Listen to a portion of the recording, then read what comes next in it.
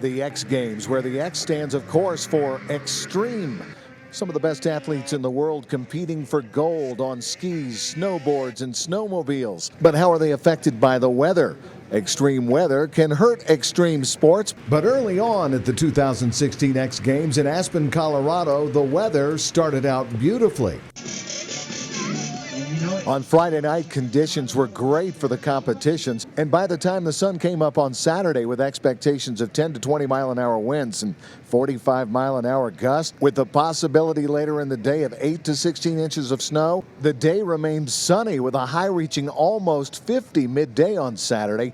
That began to change later on, though. And for some of the athletes, that was a surprise. Unexpected conditions making for unexpected performances. I wouldn't say the conditions were bad by any means, but they were forecasting for a bunch of precipitation, which still might come later in the day. But we watch it pretty closely as snowboarders, especially on comp day, and we got pretty lucky to have some definition in the snow and be able to see. But with all the cloud coming in and out and the moisture in the snow, it made it so hard to judge your speed, and pretty hard snow. It seemed like it should be slushy because it's warm out, but it was pretty hard packed.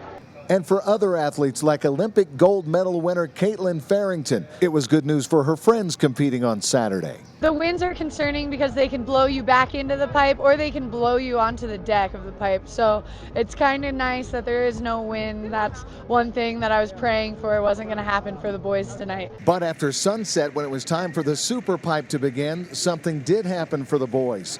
It wasn't wind, it was heavy, heavy snow, up to 2 inches per hour. And it actually affected the outcome of the contest. Instead of 3 rounds for 12 competitors, there was 1 round for all 12 competitors. The contest ended early, and for Matt Landley, it ended well. He got the gold. Everybody was going big, it was running fast, and then all of a sudden, like that, we got about an inch of kind of drier snow that just stuck to your board, felt like styrofoam, and it was crazy.